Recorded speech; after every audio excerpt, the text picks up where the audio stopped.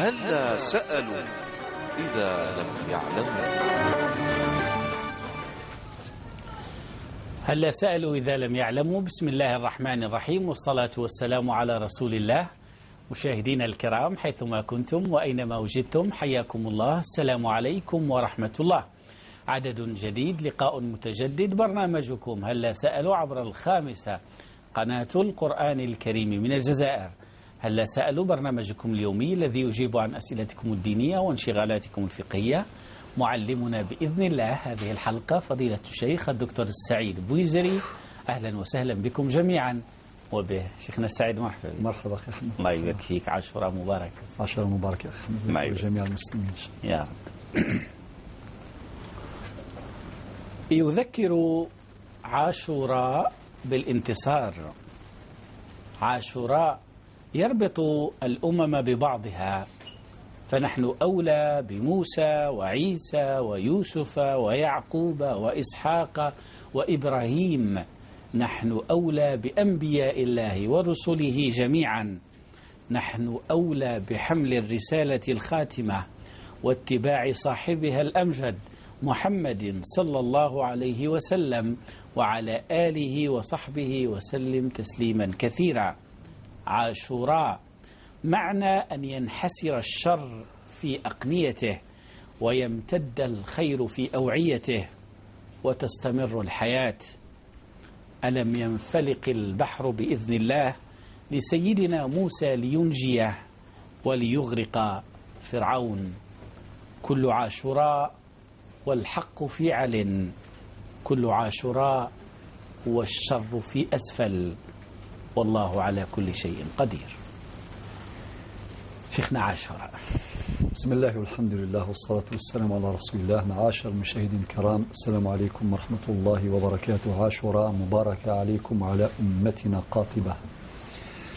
عاشوراء كما قلت يا أخي أحمد حفظك الله، وأنت تقدم بهذه المقدمة اللطيفة، ويجوز نقول المقدمة والمقدمة اللطيفة، فمما ورد في متنكم، وأقول متنا هذا متن،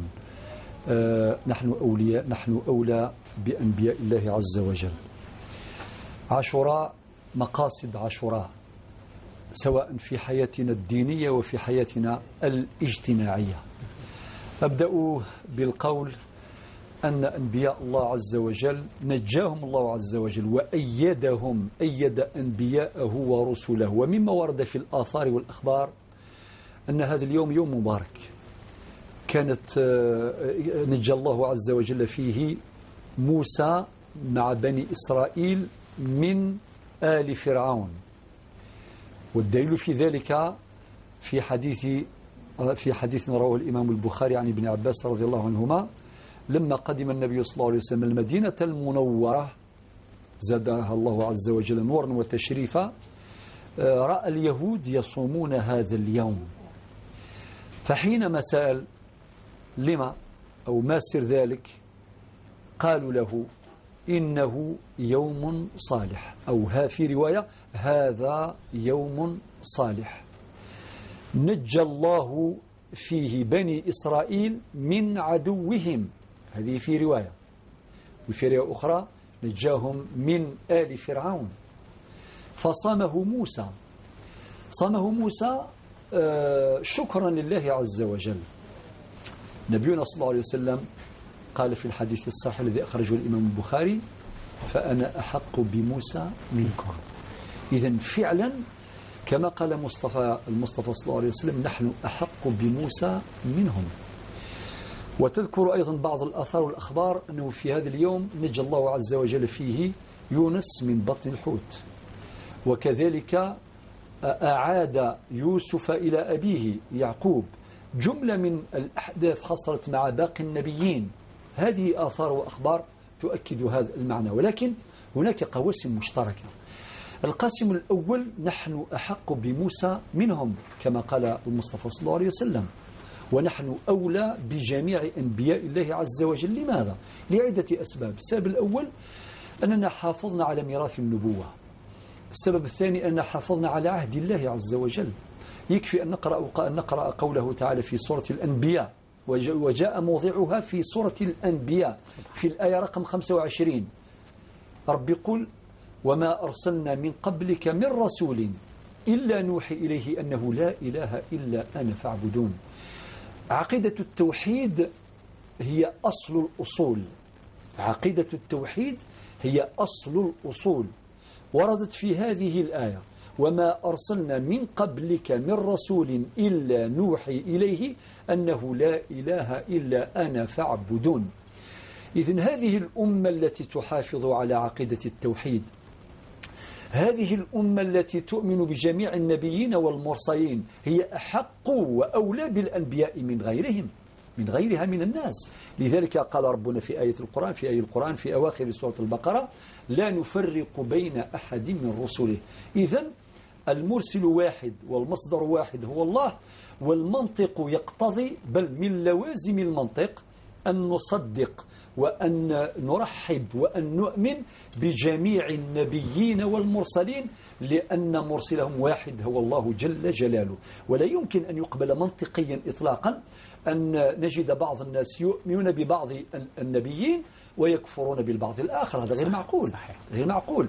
من مقتضيات هذا المنطق أن الإنسان يؤمن بجميع من أرسله الله إذا كان إيمانه بالله حقيقة صحيحا. إذا كان يقول فعلا أنا أؤمن بالله الواحد، إذن المفروض من نتائج ذلك أن نصدق وأن نؤمن وأن نرحب بجميع من أرسلهم الله عز وجل. وهذا أمر تحقق في أمة الإسلام والحمد لله رب العالمين. نؤمن بجميع النبيين وبجميع المرسلين ونحن أولى بهم. هذا بالنسبة لعاشوراء. أيضا نبينا صلى الله عليه وسلم صام ذلك اليوم فأمر بصيامه كما جاء في حديث البخاري. ولكن النبي عليه الصلاة والسلام قال لو عشت إلى قابل لصمت تاسوعا، يعني مخالفة اليهود. لذلك من ناحية الفقهية ممكن الإنسان يصوم تاسوعا وعاشوراء ورقم 11، يعني العاشر من المحرم هو غدا إن شاء الله. ممكن الإنسان يصوم اليوم وينال الأجر الكبير والمثابة الكبرى. يزيد غدا عاشوراء يعني يوم العاشر من رمضان من محرم إن شاء الله المحرم، وكذلك يوم 11. ممكن يصوم اليوم وغدا، هذه المرتبة الثانية. ممكن يصوم أيضا ينفرد بصيام الغد أيضا وله أجر. وحديث الإمام مسلم بعد غد شيخنا. نعم الغد وبعد. نعم وغد وبعد غد، يعني كل هذه احتمالات واردة. التاسع 10 11 ثم التاسع 10 10 11 10. المرتبة الرابعة يصوم فقط اليوم العاشر من شهر الله المحرم. في حديث أخرجه الإمام مسلم يقول النبي صلى الله عليه وسلم صيام يوم عاشوراء، هكذا نص الحديث، أحتسب على الله أن يكفر السنة التي قبله. صيام يوم عاشوراء أحتسب على الله، هذه رواية الإمام مسلم، أن يكفر السنة التي قبله. إذن هذا أيضا استثمار آخر مع الله عز وجل. ذكرنا فيما سبق في صيام عرفات كيفاش ربي سبحانه تفضل على الصائمين أن يكفر إن شاء الله عنهم سنة سابقة وسنة لاحقة، سنة ماضية وسنة قادمة. وتفضل الله عز وجل أيضا على الصائمين يعني يوم عاشوراء أن يكفر عنهم سنة قبل هذه، يعني قبل يوم عاشوراء سنة كاملة. إذن هذا استثمار جيد، استثمار ممتاز بجميع المقاييس. وأحتسب أن كل مسلم إن شاء الله يسمع هذا الكلام ويتذكر، ونحن نذكر ليس إلا أن لا يضيع هذه الفرصة إلا لمن كان معذورا، فصاحب العذر عذره معه. وفضلا عن ذلك أن يوم عاشوراء أيضا عنده بعد اجتماعي. بعد اجتماع يعني أعرافنا في مجتمعاتنا كان اللي يغتنم هذه الفرصة ويدير كما يقول هذيك الصدقة وثم الشرط اللي اسمها ثم الشرط وكذا والوزيعة، وكذلك يعني الأسر يوسع على العائلات، يعني رب الأسرة يوسع على عائلته. وهذا في حد ذاته مقصد من مقاصد الدين، التوسع على العيال في مثل هذه المناسبة وتذكير أفراد العائلة بهذا الحدث، لأن تاريخنا في أحداث مهمة جدا لابد أن تقرأ قراءة اعتبار. صحيح. قراءة اعتبار توسع على العائلة، هذا من مقصد من مقاصد الدين، والتوسع على العيال والتوسع على الناس. وين يكون يعني في قرية أو في دشرة وكذا ويتلاقوا ويديروا عشاء واحد يعني ويوزعوا هذاك اللحم اللي بيناتهم، ولا الفقير مع الغني والجميع يحضر هذا اللقاء. المبارك يعني أمر طيب وطيب للغاية. إذن هذه لا تنكر إطلاقا، وهي من السنن الحميدة بشرط أن تتجنب فيها البدع. هذا أمر لابد من تذكير به. لذلك كله نقول أن يوم عاشوراء نستثمره فيما ذكرناه من في ذكر الله عز وجل وفي قراءة القرآن وفي التقرب الله عز وجل بالصيام. ثم أن هذا اليوم راه جاء في شهر الله المحرم، حيث أنه أفضل الصيام بعد شهر رمضان وين يكون في هذه الأشهر الحرم، في هذه الأشهر الحرم. والمحرم هو شهر الله عز وجل المحرم، وهو من الأشهر الحرم المفضلة عند الله عز وجل. يضاف لذلك ما يخرجه الناس يعني من زكوات أموالهم في هذه المناسبة، يعني في عاشوراء. والزكاة كما يعلم الجميع هي عبادة مالية واجتماعية واقتصادية، إذن لها بعد مالي ولها بعد اجتماعي، بمعنى أن الأغنياء يطهرون أموالهم بإخراج زكوات أموالهم. وكلمة الزكاة كما يعلم الجميع تحمل عدة معاني. من هذه المعاني معنى التصفية والتنقية، معنى يتنقى ويتصفى الرزق نتاعو من كل حرام تسرب إليه. ممكن تاجر في الميزان يغلط، ممكن يأكل حقوق الناس من غير علم. وكذلك عندها معنى النماء والبركة، معنى النماء معنى النماء والبركة، بمعنى ربي يبارك في رزقه، يبارك في ماله. ولا يمكن أن نجد في الحياة إطلاقا في حياتنا شخصا مزكيا وتنقص أمواله أو أرزاقه، بل كلها باستمرار معرضة للزيادة. والفقراء من جهة أخرى أيضا تتنقى قلوبهم وتصفى قلوبهم تجاه الأغنياء. هذاك الفقير يقول هذاك الغني اللي ما نسانيش وراه يدفع زكاة أمواله، يقضي ديوني ويفري مشاكلي إلى آخره، لا شك أن قلبه يطهر أمام تجاه هذا الإنسان الغني، وهذا مقصد من المقاصد أيضا.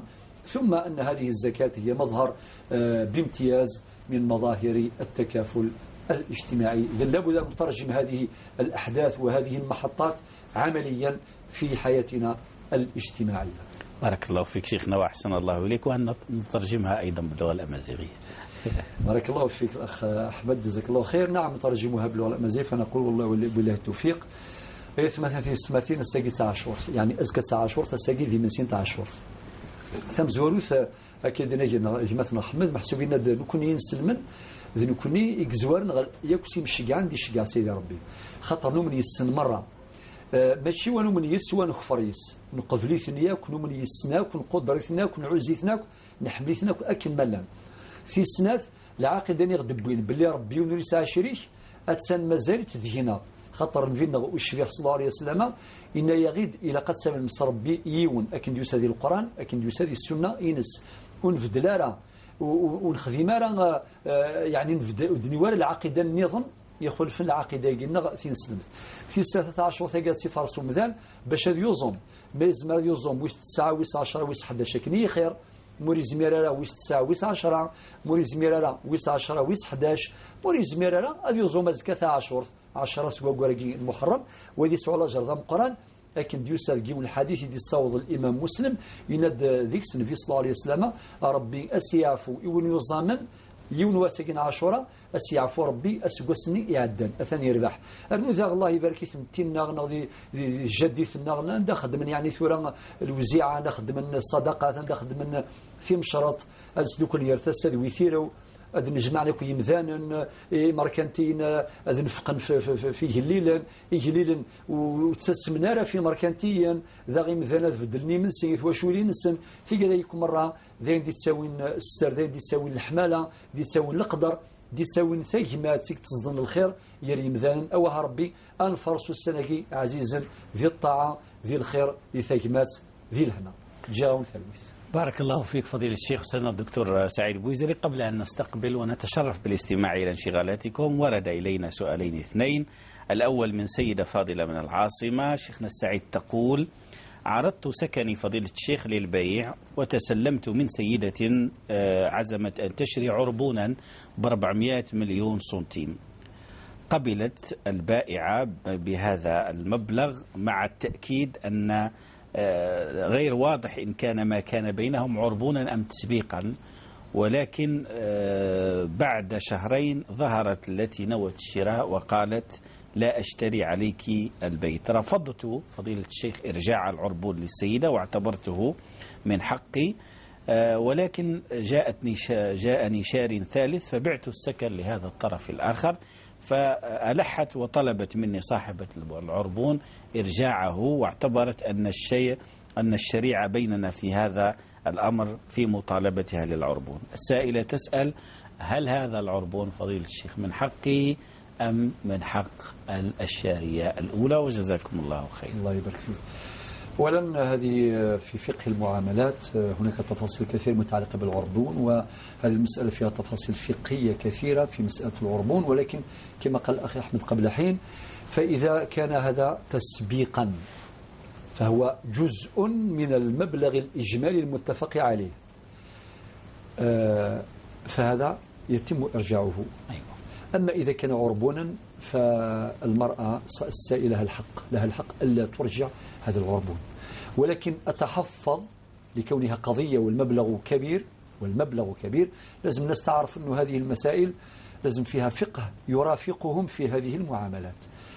سيدنا عمر بن الخطاب بما ينسب إليه يقول: لا يدخل سوقنا من لا يعرف فقهنا، باش الناس ما تغلطش، لأنه واحد إذا كان أعطى العربون وبعدين هو اللي يتراجع يفقد حقه في العربون. صحيح. يفقد حقه لأنه علاه. لماذا؟ في المقابل لأنه هذاك الإنسان صاحب الأرض أو صاحب المتجر أو صاحب المسكن أو كذا ضيعت عليه فرص، وهذا لا يصح. صحيح. لا يصح باش تستقر المعاملات.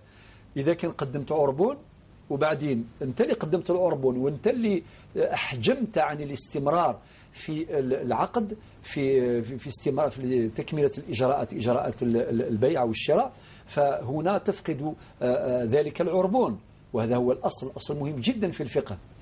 أما إذا كان تسبيق ولكن ربما يكون العدول من الطرف الآخر، طبعا لازم يرجع. طبعا أنا أتحفظ في هذه المسألة. إذا كان فيه رقم الهاتف ولا نتواصل معها، وربما معهما في اثنين، لأنه ما دام ذكرت الشريعة مع الشريعة بينهما باش إن شاء الله يتفارقوا بالخير. وتصرفها في كونها باعت تلك القطعة فهي لها الحق في ذلك ولا حرج. بارك الله فيك. سائل آخر وهو عبد السلام من بومرداس يسأل عن كفالته للطفل، يعني مارس الأبوة على هذا الابن الكفيل بعد 13 سنة. يقول: أخشى أن يضيع حق ولدي الذي ربيته، فيسأل: هل أهب له من مالي أم أجعل له وصية؟ ما قولكم؟ نعم.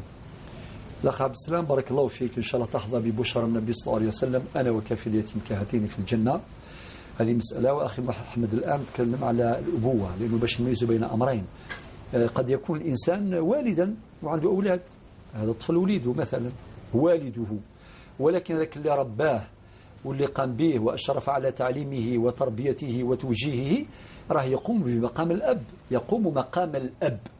لذلك حتى المشرع الجزائري بالمناسبة في المادة 116 من القانون يعني أورد عبارة لطيفة، قال: قيام الأب بابنه. قيام الأب بابنه، معنى هذاك ما هوش والد ولكن هو أب. صحيح. معناه يربيه ويعلمه ويشرف عليه ويحرص على راحته إلى آخره، بل حتى على شؤونه. وعبد السلام راه نموذج في هذا المجال. لذلك هذه نوع آخر من أنواع الأبوة، وهي محبذة جدا، ويا ريت يعني الناس تتكفل بمن يحتاج إلى التكفل، سواء كانوا هؤلاء الصغار عديمي النسب أو مجهولي النسب أو كانوا معروفي النسب، وكلاهما يعني يمكن باش تكون عليهم الكفالة طبقا للفقه الإسلامي وكذلك للقانون الجزائري. أما الآن وأنت تسأل سي عبد السلام عن ماذا تصنع لهذا الطفل اللي ربيته على مدار 13 سنة وقمت مقام الأب في ذلك كله، هل تعطي له هبة أم وصية؟ كلاهما صحيح. يعني كاين الهبة، حتى القانون تاعنا ينص على ذلك، يعني يجوز لك شرعا وقانونا أن تهب له من مالك. والهبة عقد بينك وبينه، بينك وبين هذا الطفل، تعطي له دوناسيون. اللي دوناسيون معناها هبة، وهي غير محددة من ناحية الشرعية، غير محددة، تعطي له دراهم، تعطي له أرض، تعطي له دكان، تعطي له وش حبيت، هكذا هذه هبة. طيب، ولكن هذه الهبة تتحقق حال حياتك، يعني ما دمت أنت حيا الآن في حياتك، وغير محددة من حيث المبلغ، يعني لا بالثلث ولا بالربع لأنها هبة. أما الوصية اللي هي التستامون، الوصية محددة بالثلث. الفرق الأول إذن بينها وبين الهبة أن الهبة غير محددة، ولكن الوصية محددة بالثلث، لحديث النبي صلى الله عليه وسلم، حديث سعد بن أبي وقاص حينما قال له الشطر فشطره إلى آخره. في نهاية الحديث قال النبي صلى الله عليه وسلم: الثلث والثلث كثير، إنك إن تذر ورثتك أغنياء خير من أن تذرهم عالة أو تدعهم عالة يتكففون الناس. يعني خير تخلي أولادك أغنياء لبس بهم، توسع لهم، أفضل من أن تدعهم عالة يتكففون الناس. إذن هذا توجيه من النبي صلى الله عليه وسلم، وفي الوقت نفسه هو حكم شرعي، يعني لا يصح تجاوز هذا الحد اللي هو الثلث.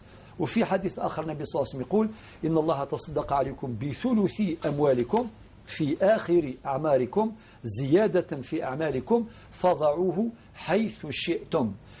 وفي حديث آخر للنبي صلى الله عليه وسلم في هذا الباب يقول: إن الله قد أعطى كل ذي حق حقه فلا وصية لوارث. معنى الورثة يستبعدون من الحصول على الوصية، من الاستفادة منها، أما غير الوصية يستفيدون منها. وهذا المكفول اللي راك ربيته عندك حق تخلي له التستامون، الوصية، ولكن أول محددة بالثلث، وما زاد على ذلك يكون موقوفا على إجازة الورثة. ثانيا أن آثار الوصية تتراخى إلى ما بعد وفاة الموصي، يعني تطبيق هذه الوصية يكون بعد وفاتك، نسأل الله لك طول العمر مع صلاح العمل. أما الميراث فلا. باش نجزم في هذا الموضوع يا جماعة الخير، اللي ربى طفل ولا طفلة ما يقدرش يقولوا نكتبوه في ليفريد فامي وبعدين كي نموت يورث كيما أولادي ولا كيما بناتي، لا، حرام، لا يجوز. الميراث يؤول إلى الورثة الشرعيين فقط طبقا للفريضة الشرعية. بارك الله فيك فضيلة الشيخ أستاذنا الدكتور سعيد بويزري، وأحسن الله إليك، وجزاك الله خيرا على ما تفضلت به من أفكار خلال هذه العجالة إجابة على أسئلة أخونا عبد السلام من بومرداس. طيب، على بركة الله نبدأ بالاستماع إليكم إلى أسئلتكم وانشغالاتكم. نبدأ طبعا من خلال طرح أسئلتكم نتفاعل معها للإجابة عنها خلال هذا البلاطو. سيدة نادية، من أين نبدأ؟ شكرا. إلى باتنا الأخت باية. الو، السلام عليكم. وعليكم السلام ورحمة الله. عاشوراء مبروك إن شاء الله. علينا وعليكم إن شاء الله أختي باية، مرحبا بك. سي أحمد، راني بغيت نهضر مع الأخ بويزري. مرحبا بك، مرحبا بك أختي باية. يعيش ولدي. راني نشوف عندي طفيلة يتيمة وراني مديتها لواحد الناس. أيوة. مديتها لواحد الناس قعدت 6 أشهر عندهم. جابها السيد، جابها قال لها روحي ضيفة عند أمك، راني نهار الجمعة نجي نروح بيك. أيوة. جاء الجمعة، جاء السبت، جاء الحد، ما شفناش الخبر تاعو، وهما مقرهم في باتنا، ساكن في باتنا، كل شيء نتاعو في باتنا، مالي في باتنا، كل شيء في باتنا. احنا قاعدين واحد الشهرين واللوسي جانا قال لها راهو كرالك في ولاد جلال خارج باتنا في بسكرة، من بسكرة العيد. الو، راك تسمع فيا؟ راني نسمع حاجة باي. بابا العزيز، من هذاك النهار طفيلة جات بالحمل عندها 4 أشهر ونص، ولدت عندي، عيطنا له باش ينقم الطفيل، ما حبش ينقم الطفل، قالت له امو ارفض، قول ماهوش بني ما تنقموش. وللان طفيله راهم خرجوها عريانه، قشها راهو عندهم حاكمين لها كل شيء نتاعها، وراه احنا هذوك في الشرع راهو حكم عليها، قالوا لها باش تروحي لولاد جلال، وهذا الانسان هذا ما عنده خدمه لا في ولاد جلال لا سكنه، ما عنده والو، باش يتهرب دركا من باش يتهرب من طلاق. دركا يا الاخ ما لقينا كيفاش راح نديروا معاه، ودرك يتكفير راه ما حبش ينقم بنو، ودرك مو راهي قالت له ما نستعرفوش بالطفل هذا وماهوش بنا وما نقموهش. وقال لها احنا قلنا لهم رانا مستعدين باش نديروا لا ديان، درت يعني انا بغيت نقول للشيخ بويسري على بالي راكم هدرتوا ودرتوا ويعني بارك الله فيكم درتوا الشيء اللي عليكم، بصح الناس راهي ما عادش تخاف ربي العالمين. ولدوا الكرش وزلا وقال يا رسول الله ماهوش بني، والطفيله راهي يتيمه ما عندها حتى واحد، انا اللي راني متكفله بها وربي هاو يعلم بحوالنا كيفاه يعني هالمناكر هذو يعني اللي راهم صايرين. عن بالي باللي راكم منهيتوا طيب. ودرتوا الشيء اللي عليكم. الحاجة بيا نعم بابا. الله يقويك، خليك معنا ناخذ رقمك، بارك الله لأنه هذا فيك. الأمر فيها تفاصيل كبيرة، وإن شاء الله يسعى شيخنا بوزري إلى الصلح في هذه المسألة. هو أحيانا إن شاء الله ربي يفتحها على يديه إن شاء الله. بارك الله فيك، شكرا جزيلا. إلى فرنسا سعيد. الو السلام عليكم. سلام خير سعيد، مرحبا بك.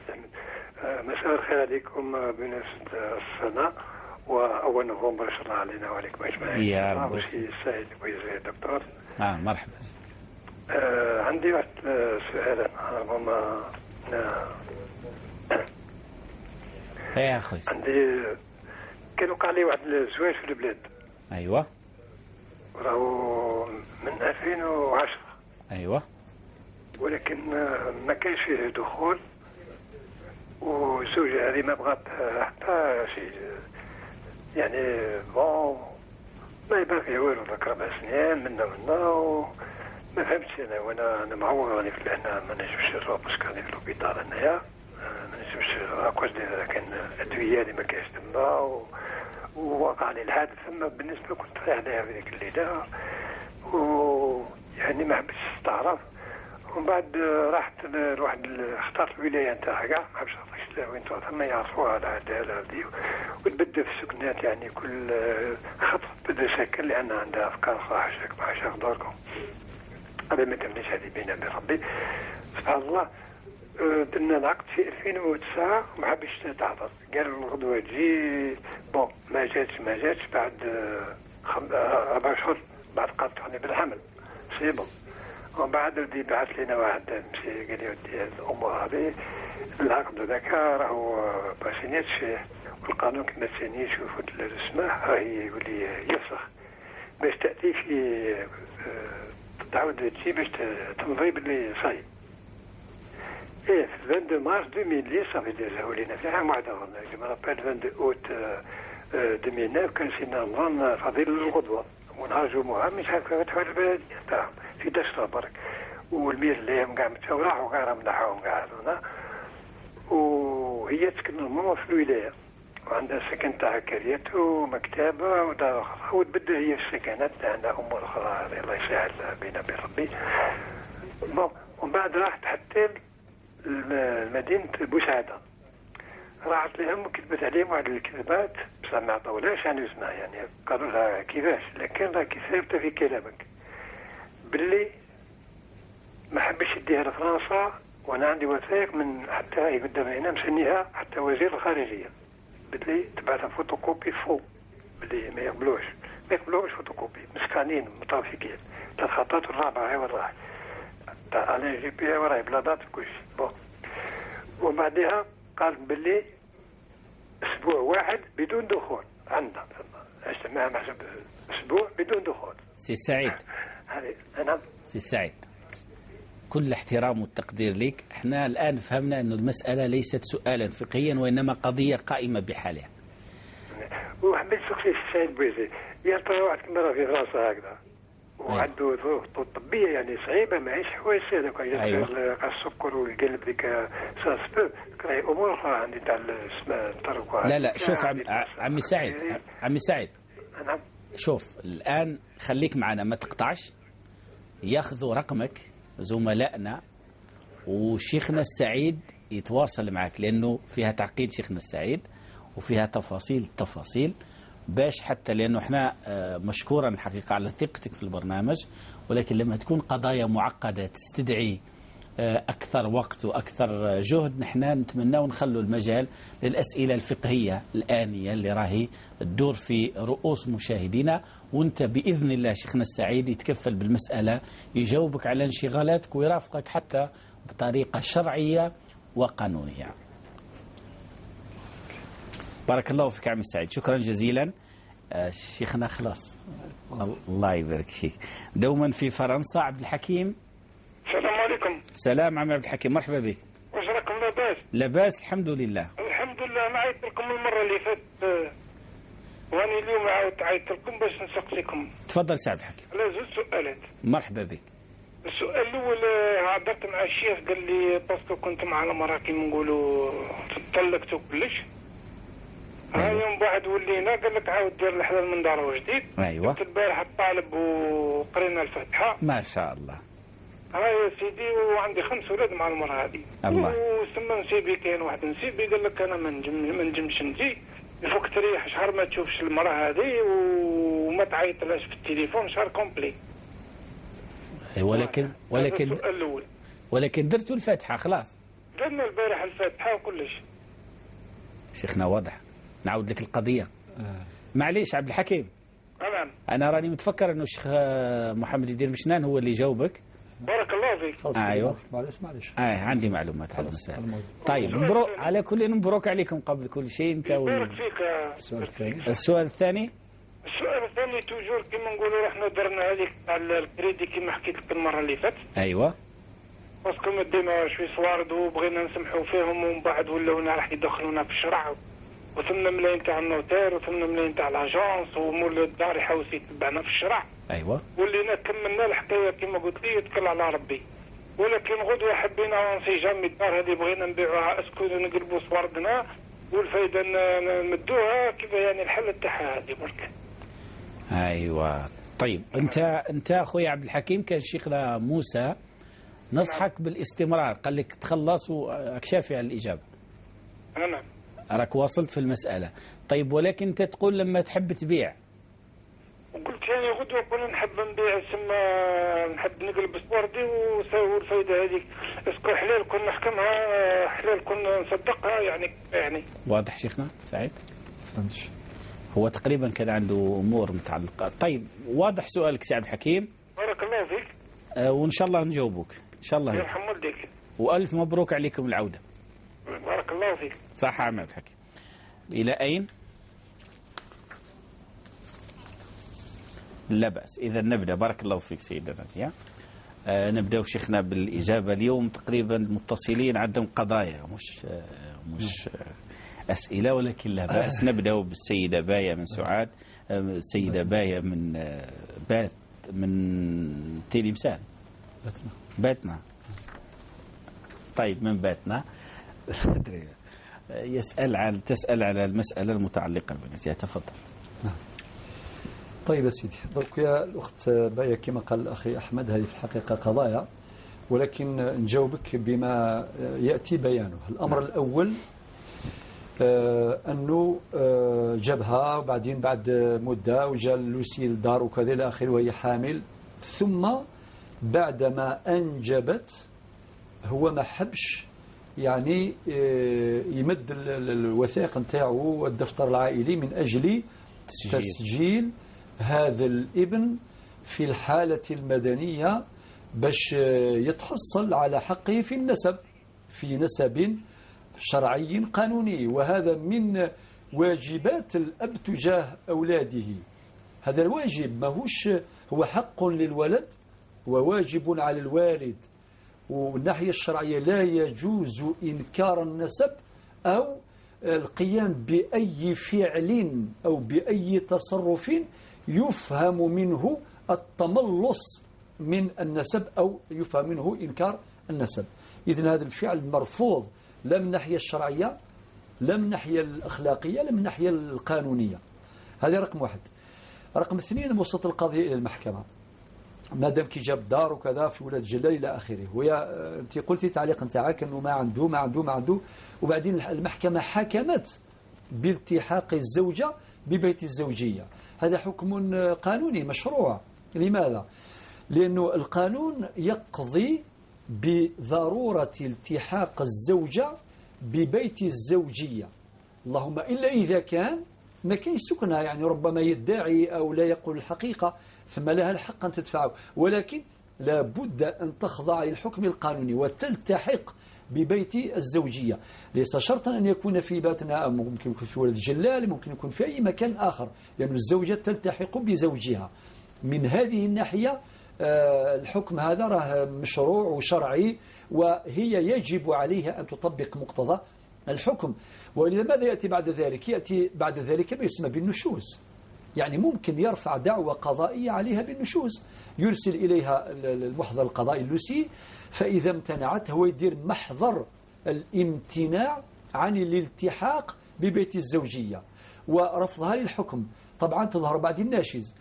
علاش قلت هذا الكلام؟ ممكن بنتك هذه يكون عندها الحق 100%، قادر تضيعه إذا خالفت هذه الإجراءات القانونية، لذلك لا ننصحها بذلك. ذلك بعد نقول لك النصيحة النهائية في الموضوع. أما كونه ما سجلش وليده، ولا كما قلت أنت أنه يماه ترفض باش ينسبوا الولد، يعني هذه كارثة، هذه كارثة، هذه جريمة، هذه بلا ما تروحوا لا دي ان. لماذا لا دي ان عندها شروطها؟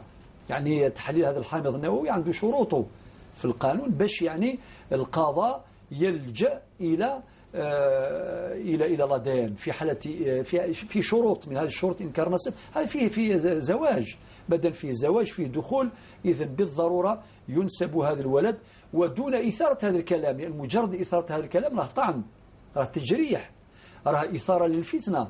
الناس لازم يعرفوا بلي هذا الكلام خطير، باش واحد يرفض. والله الآن هي تتكلم يا أخي أحمد، ذكرت قصة كما قال النبي صلى الله عليه وسلم: ما بال أقوام. قصة غريبة والله نرويها وبكل حزن وأسى، وأترحم على هذا الميت.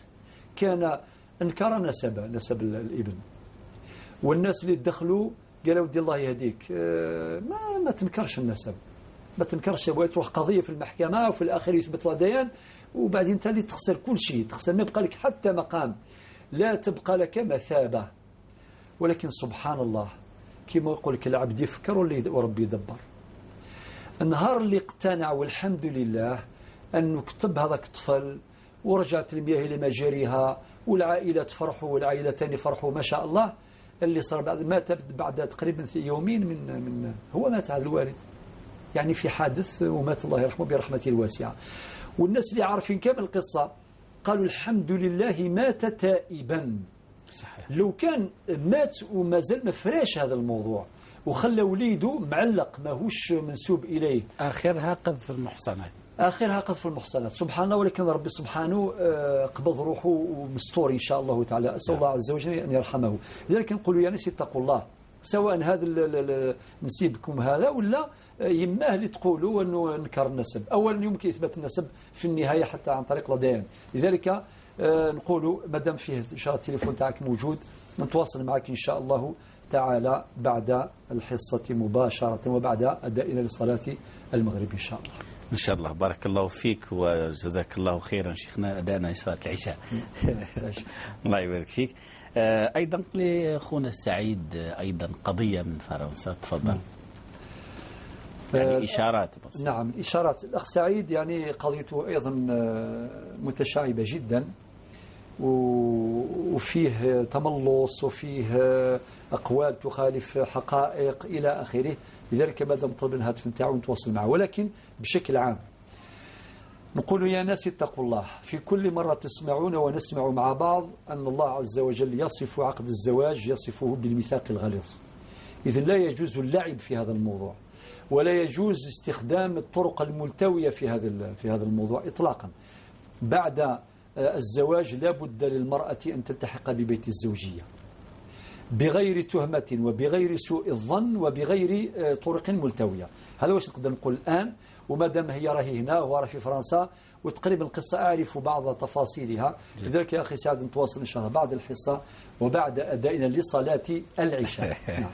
بارك الله فيك شيخنا السعيد وأحسن الله إليك. طيب أخذنا شوية هذه المرة من خط التحريري لبرنامج الصلح وخير، ولكن لا بأس إن شاء الله سنعود إلى القضايا تاعنا. عبد الحكيم من فرنسا كان قد طرح سؤالا. الأول تعلق بحادث الطلاق إلى غير ذلك. هذه السيدة كان شيخنا محمد بن مشنان نصحه بأن يعود مدام بان منها بيونة صغرا يفتح عليها، فتح عليها على بركة الله وعاد قلت له الحمد ذلك. لله على العودة، شيء مفرح.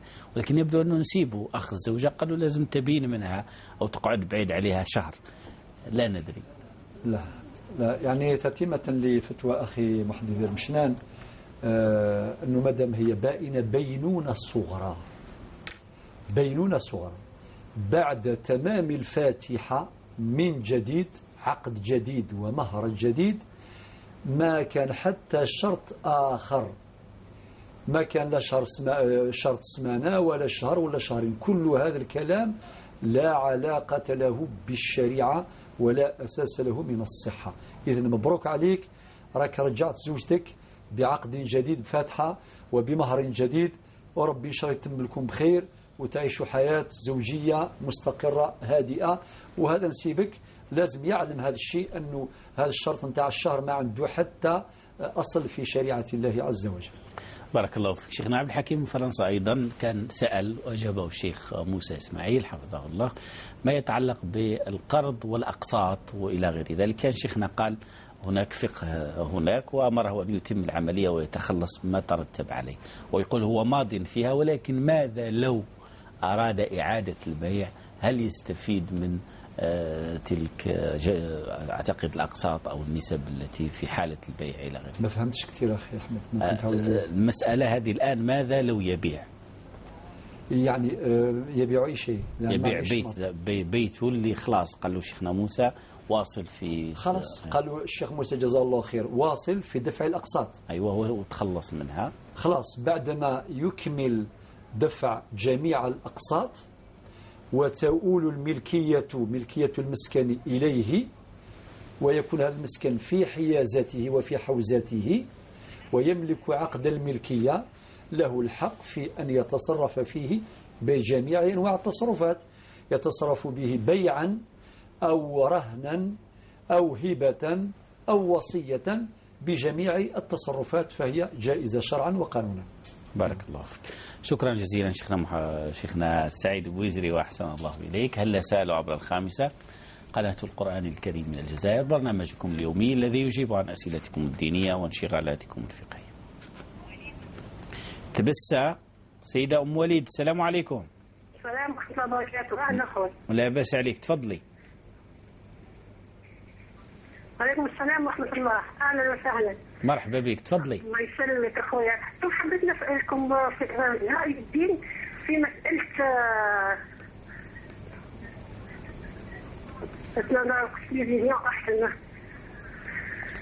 في مسألة واش؟ مسألة الأخطاء الطبية. أيوة. أخطاء طبية اللي كثرت هذه الأيامات، وفيها اللي توفاوا وفيها اللي يصبحوا معوقين ذهنيا ولا جسديا، يعني إعاقة دائمة. وكاينين الناس حطوا زعما دوسي عطوا ملفات في العدالة وفوتوا الاختيارات، بصح ما بالهم حتى شيء. يعني حبيت نسأل رأي الدين بركة في هذه المسألة. هذا لك يعني العدم خلاها على جهة نروح. واضح سيدة أم وليد، نقدم توجيه في هذا الصدد. بارك الله فيك. إلى فرنسا سيدة أم طارق. مساء الخير. مساء النور سيدتي، مرحبا. اسكو جو بو بارلي مع الشيخ الحمدي؟ تفضلي مرحبا، تفضلي خذي راحتك، تفضلي. الله يسلمك.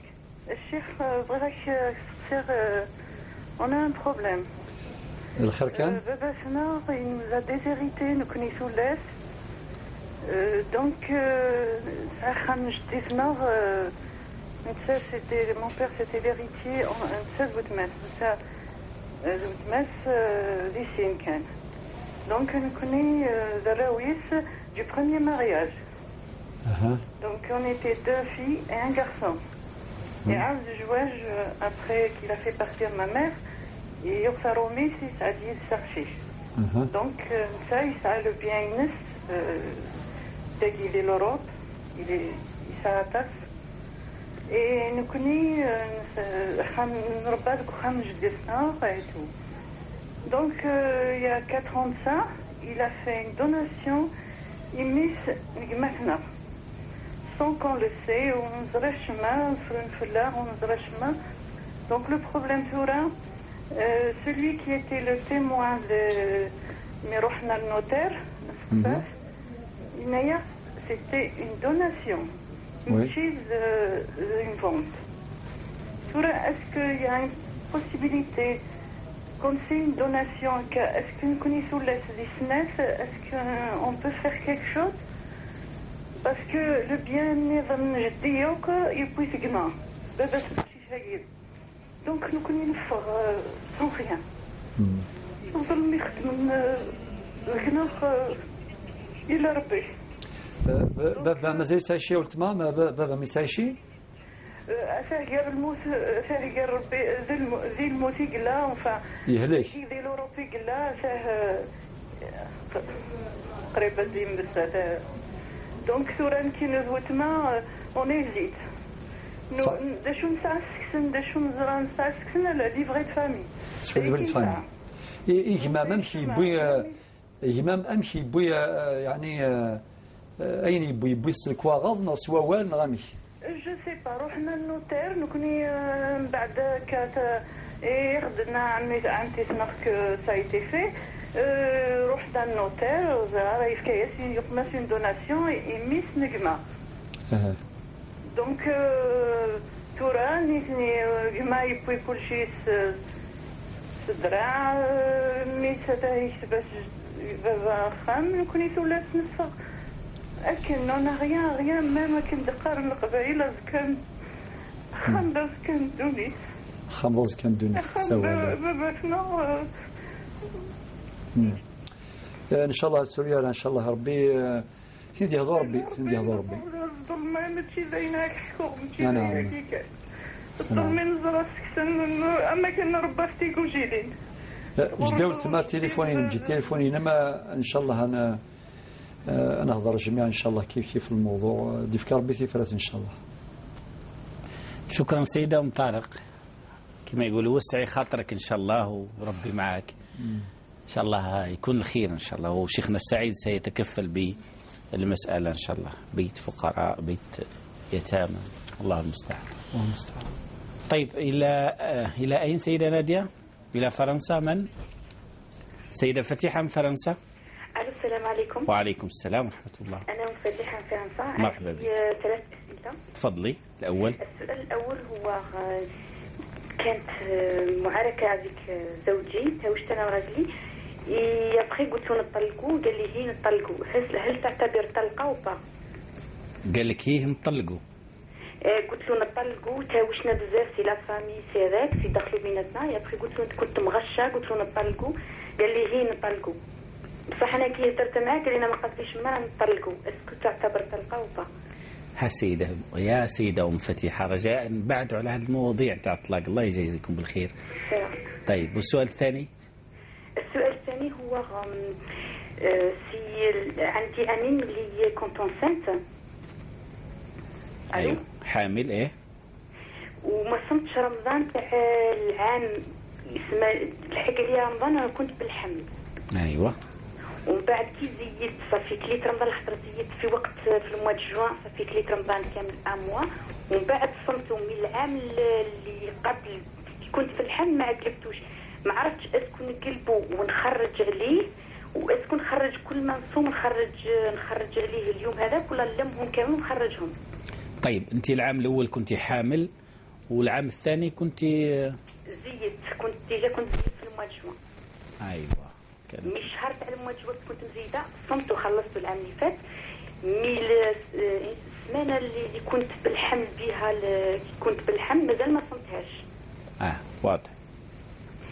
السؤال الثاني عايشك ثانيه سي عندنا دراهم وباغيين نخرجوا الزكاه بصح راجلي ما كانش عن بالو كنت وصلوا له النصاب قاعد عايش هنا في الخارج ما عن بالوش كنت النصاب اسكو لازم يدير يعني يحسب كنت بداو النصاب ولا نمدو هكذا ما فهمناش كيف نمدو. ايوه واضح. والسؤال الثالث كي تزوجنا تفاهموا على الصداقه يتفاهموا ثاني سلسله في الصداق مي ما جابوها ليش اسكو لازم يجيبوها وبا. واضح. وميرسي بوكو.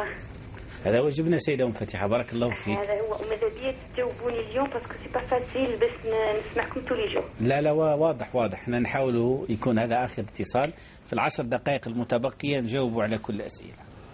بارك الله فيك سيدة فتيحة. شكرا للفريق العامل طبعا على بركة الله. سيدة أم وليد متبسة، مسألة الأخطاء الطبية التي كثرت شيخنا، رفع دعاوي قضائية لا إجابات، ما قولكم؟ نعم، أولا بالنسبة للأخطاء الطبية حقيقة تحصل متى يعتبر الخطأ الطبي خطأ، متى يعتبر ذلك التصرف خطأ طبيا في نظر الشريعة وفي نظر القانون.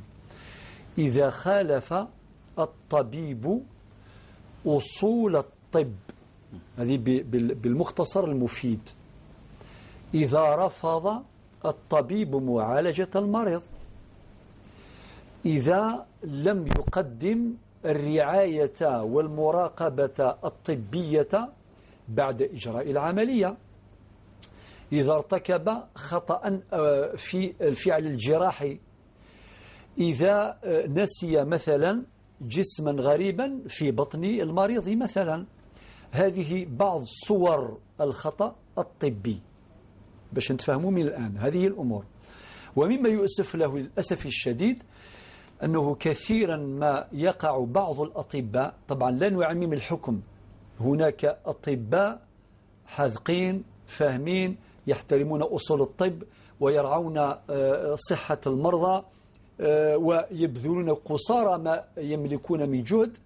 والطبيب كما يعلم الجميع ملزم ببذل عناية لا بتحقيق غاية.